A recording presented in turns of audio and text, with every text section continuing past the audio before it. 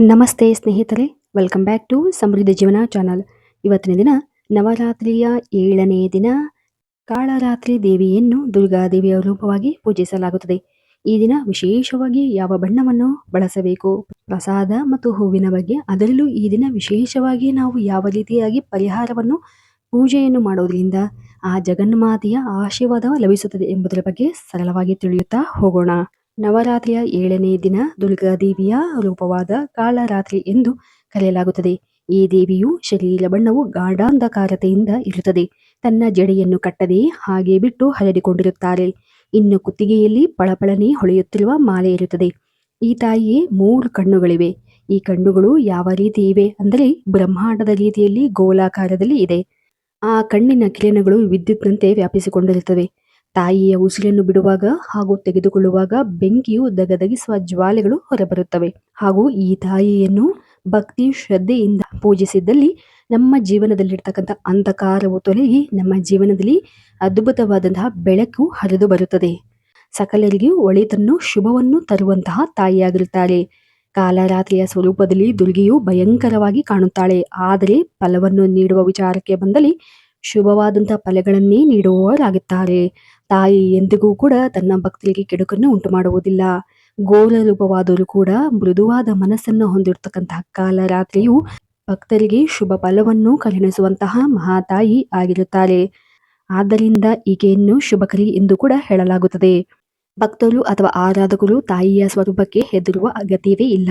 ನವರಾತ್ರಿಯ 7ನೇ ದಿನ ಕಾಲರಾತ್ರಿಯ ಆರಾಧನೆ ಮಾಡುವುದರಿಂದ ಆರಾಧಕರಿಗೆ ಎದುರಾಗಿರುವ ಸಕಲ ಪಾಪ ಅಡೆತಡೆಗಳು ಹಾಗೂ ಜೀವನದಲ್ಲಿ ಭಯಂಕರವಾದಂತಹ ಕಷ್ಟಗಳು ಇದ್ದರೂ ಕೂಡ ಆ ಎಲ್ಲ ಭಯಂಕರತೆಯನ್ನು ದೂರ ಮಾಡುವಂತಹ ಶಕ್ತಿ ಈ ಒಂದು ಕಾಲರಾತ್ರಿ ತಾಯಿಗಿರುತ್ತದೆ.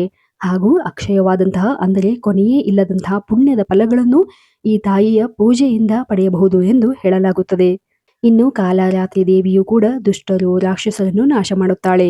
ಈ ದೇವಿಯ ಸ್ಮರಣೆ ಮಾತ್ರದಿಂದಲೇ ಭೂತ ಪ್ರೇತ ರಾಕ್ಷಸರು ಮೊದಲಾದ ದುಷ್ಟ ಶಕ್ತಿಗಳನ್ನು ಮತ್ತು ಸಮಸ್ಯೆಗಳನ್ನು ಕೂಡ ಕರಗಿ ಹೋಗುತ್ತವೆ ಎಂದು ಹೇಳಲಾಗುತ್ತದೆ. ತಾಯಿಯು ಸ್ಮರಣೆಯಿಂದಾಗಿ ಗ್ರಹ ಬಾಧೆಗಳಿರಲಿ ಯಾವುದೇ ರೀತಿಯಾದಂತಹ ಗ್ರಹ ದೋಷಗಳು ಕೂಡ ದೂರವಾಗುತ್ತಾ ಹೋಗುತ್ತದೆ.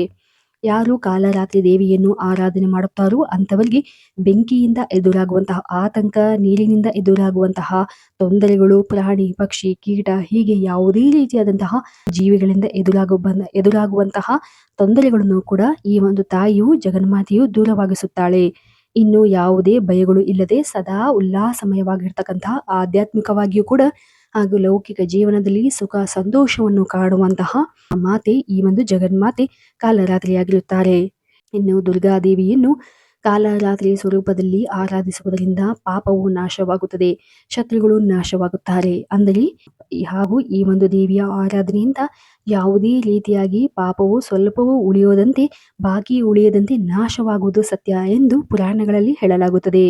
ಈ ತಾಯಿಯು ಶುಂಭ ನಿಶುಂಭರ ಕ್ರೂರಿಗಳಾದಂತಹ ರಾಕ್ಷಸರನ್ನು ನಾಶ ಮಾಡಿದ್ದು, ಆದ್ದರಿಂದ ಈ ದೇವಿಯನ್ನು ತಾಯಿಯಂತೆ ಕಂಡು ಆರಾಧನೆ ಮಾಡಿದಲ್ಲಿ ಎಲ್ಲ ಪಾಪಗಳು ವಿನಾಶವಾಗುತ್ತವೆ, ಶತ್ರುಗಳು ಇಲ್ಲದಂತಾಗುತ್ತಾರೆ, ಪಾಪದಿಂದ ಮುಕ್ತಿಯನ್ನು ಹೊಂದುತ್ತಾರೆ ಎಂದು ಹೇಳಲಾಗುತ್ತದೆ. ಹಾಗೂ ಈ ದಿನ ವಿಶೇಷವಾಗಿ ನಾವು ಯಾವ ಬಣ್ಣವನ್ನು ಬಳಸಬೇಕು ಎಂದರೆ ಆರೆಂಜ್ ಅಥವಾ ಕೇಸರಿ ಬಣ್ಣವನ್ನು ಬಳಸಲಾಗುತ್ತದೆ. ಇನ್ನು ಪ್ರಸಾದಕ್ಕಾಗಿ ಬೆಲ್ಲದಿಂದ ಮಾಡಿರ್ತಕ್ಕಂತಹ ಗೂಡಾನ್ನವನ್ನು ಅಥವಾ ಯಾವುದೇ ರೀತಿಯಾದಂತಹ ಸಿಹಿ ಪದಾರ್ಥವನ್ನು ನೀವು ನೈವೇದ್ಯವಾಗಿ ಬಳಸಬಹುದು. ಇನ್ನು ಹೂವಿನ ವಿಚಾರಕ್ಕೆ ಬಂದರೆ ಕೃಷ್ಣ ಕಮಲವೆಂದು ಹೇಳುವಂತಹ ಹೂವನ್ನು ಬಳಸಬೇಕು. ಅಥವಾ ಅದು ಸಿಗದಿದ್ದಲ್ಲಿ ಶಂಖಪುಷ್ಪವನ್ನು ಅಥವಾ ಗೊರಟೆ ಹೂವುಗಳನ್ನು ಕೂಡ ಈ ದೇವಿಗೆ ಸಮರ್ಪಿಸಬಹುದಾಗಿದೆ. ಈ ರೀತಿಯಾಗಿ ಹೂವುಗಳನ್ನು ಅರ್ಪಿಸುವುದರಿಂದಲೂ ಕೂಡ ನೀವು ದೇವಿಯ ಆಶೀರ್ವಾದವನ್ನು ಪಡೆಯಬಹುದಾಗಿದೆ. ಮತ್ತು ಇನ್ನು ವಿಶೇಷವಾಗಿ ಕಾಲರಾತ್ರಿಯ ದಿನ ವಿಶೇಷವಾಗಿ ಎಳ್ಳನ್ನು ಬಳಸಿ ನೀವು ಪೂಜೆಯನ್ನು ಮಾಡುವುದರಿಂದ, ಎಳ್ಳೆಣ್ಣೆಯನ್ನು ಬಳಸಿ ನೀವು ದೀಪಾರಾಧನೆಯನ್ನು ಮಾಡುವುದು ಕೂಡ ನಿಮ್ಮ ಯಾವುದೇ ರೀತಿಯಾದಂತಹ ಶನಿ ಗ್ರಹಕ್ಕೆ ಸಂಬಂಧಪಟ್ಟತಕ್ಕಂತಹ ದೋಷಗಳು ನಿವಾರಣೆಯಾಗುತ್ತದೆ. ಏಕೆಂದರೆ ಈ ಒಂದು ಕಾಲರಾತ್ರಿಯು ಶನಿ ಗ್ರಹದ ಅಧಿಪತಿಯಾಗಿದ್ದು ಶನಿ ದೋಷದಿಂದ ಬಳಲುತ್ತಿದ್ದು ಯಾವುದೇ ರೀತಿಯಾದ ಸಮಸ್ಯೆಗಳು ನಿಮ್ಮ ಜೀವನದಲ್ಲಿ ಎದುರಾಗಿದ್ದಲ್ಲಿ ಈ ಒಂದು ದೀಪದಲ್ಲಿ ಎಳ್ಳನ್ನು ಹಾಕುವುದರಿಂದ ಅಥವಾ ಎಳ್ಳೆಣ್ಣೆಯ ದೀಪವನ್ನು ಹಚ್ಚುವುದರಿಂದ ಹಾಗೂ ಈ ದಿನ ವಿಶೇಷವಾಗಿ ಎಳ್ಳನ್ನು ದಾನ ಮಾಡುವುದರಿಂದ ಅಥವಾ ಎಳ್ಳೆಣ್ಣೆಯನ್ನು ದಾನ ಮಾಡುವುದರಿಂದಲೂ ಕೂಡ ವಿಶೇಷವಾದಂತಹ ಫಲವನ್ನು ನೀವು ಕಾಣಬಹುದಾಗಿದೆ. ಮತ್ತು ಈ ದಿನ ಶನಿದೇವನನ್ನು ಆರಾಧಿಸುವುದರಿಂದಲೂ ಕೂಡ ನಿಮ್ಮ ಆ ಒಂದು ಗ್ರಹದಿಂದ ಉಂಟಾಗ್ತಕ್ಕಂತಹ ದುಷ್ಟ ಪರಿಣಾಮಗಳು ಕಡಿಮೆಯಾಗಿ ನಿಮ್ಮ ಜೀವನದಲ್ಲಿ ಕಾಲರಾತ್ರಿ ದೇವಿಯ ಆಶೀರ್ವಾದವನ್ನು ಲಭಿಸಿ ನಿಮ್ಮ ಜೀವನದಲ್ಲಿ ಸುಖ ಸಂತೋಷವನ್ನು ನೀವು ಕಾಣಬಹುದಾಗಿದೆ. ಇವತ್ತಿನ ದಿನ ಸರಳವಾಗಿ ದುರ್ಗಾದೇವಿಯ ರೂಪವಾದಂತಹ ಕಾಲರಾತ್ರಿಯನ್ನು ಪೂಜಿಸುವುದರಿಂದ ಯಾವೆಲ್ಲ ಲಾಭಗಳನ್ನು ನಾವು ಕಾಣಬಹುದು ಎಂಬುದನ್ನು ತಿಳಿಸಿದ್ದೇವೆ.